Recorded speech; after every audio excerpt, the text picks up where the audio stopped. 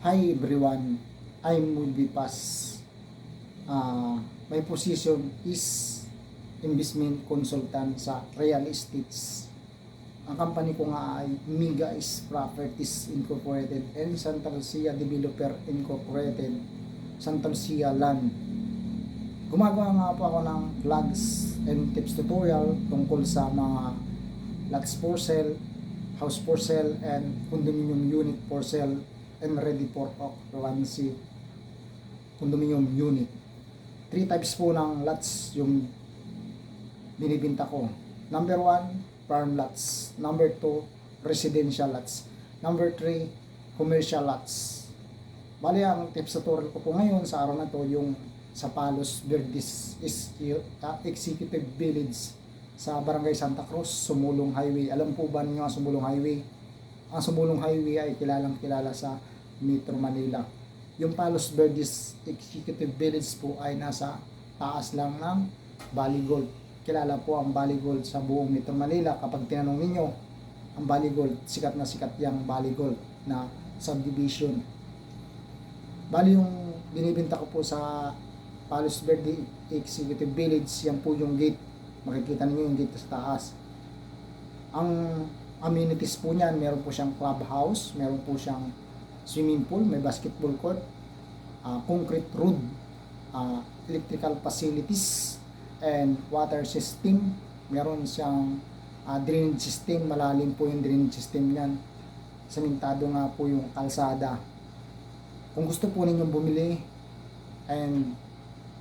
bumili kayo or hulugan, meron sa taas po ng video, pakipindot po dyan po sa description, nandiyan po yung complete details. Paano po ang pagbili ng lupa? Una, siyempre may dala akong resibo, ay susulat ko yung pangalan ninyo, cell number, tapos pipirma kayo. Then ang kasunod nun, pupunta na kayo sa office namin. Alam niyo yung office namin, ako po ay sa Miga is Properties Incorporated.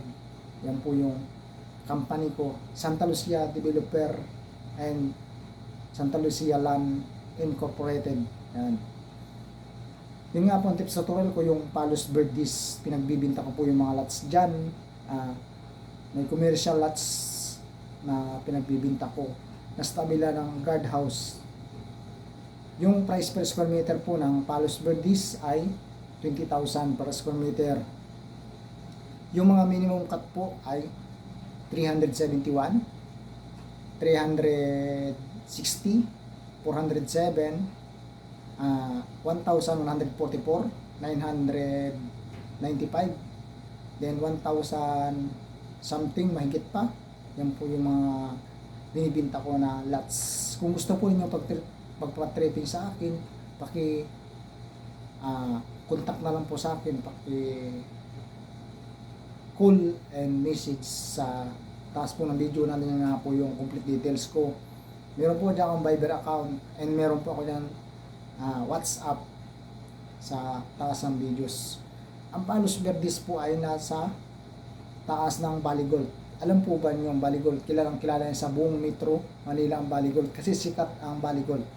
Then madadaan mo ang Valley Gold pag galing ka sa Marcos Highway. Tapos sunod ay Blue Mountain. Yan.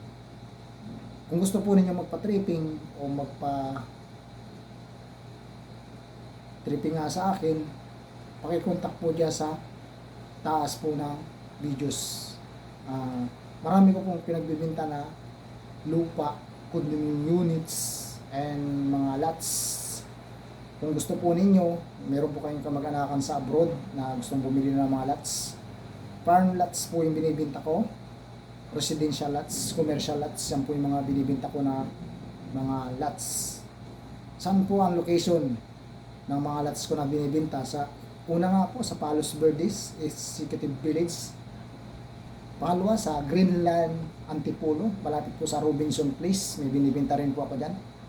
Pangatlo, meron po sa San Mateo Rizal, sa Greenland Newtown, San Mateo Rizal, sa Pure Gold, Banaba, and Barangay Ampid, exit C6 Road, dire-diretso na sa Payatas, Quezon City. And paglabas mo nga, yung nakaharap pa dito sa right side, pupunta na dire-diretso sa San Mateo SM. Ito sa left side ay sa Marikina and Metro Manila, kung saan saan yan pupunta. Pasig, Marikina and Quezon City. Yan. Papunta na yan kung saan saan pag sa left side ka ng Barangay Ampid, San Mateo, Rizal. Meron binibinta rin po ako sa Acropolis, Loyola, half Quezon City, half Marikina. Yung binibinta ko po sa Loyola. Acropolis, Loyola ang pangalan ng subdivision. Executive Village din yan. Meron din po ako binibinta sa Tanay, Rizal. Ang pangalan po niya ay Vertera Highlands, Farm Lots, Residential Lots, Commercial Lots. Yun po mga binibinta ko na mga lots sa Vertera Highlands, Sampaloc, Tanay, Rizal. Ganun din po sa Palo Alto, sa Baras, Rizal, Executive Village din po yan. Farm Lots and Residential Lots and Commercial Lots po yung binibinta ko dyan. Ganun din po sa Tagaytay, Royal Tagaytay, meron po ako binibinta Commercial Lots and Residential Lots. Ganun din po sa La Friary, Tagaytay din po, Nasugbo. Tabi lang po ng highway. Kilala yung Royal Tagaytay. Pag nandun na kayo sa Tagaytay, sa Nasugbo, makikita ninyo nakalagay doon. Royal Tagaytay, Santa Lucia, yan. Kung gusto niyo magpa-tripping dyan sa nasabi kong mga lugar, pakicontact na lang po. Nandyan nga po sa taas yung complete details. Ganun din po sa parting San Mateo, meron po akong binibinta dyan na mga lupa, kagaya ng Evergreen Estates, meron din po binibenta na lupa dyan.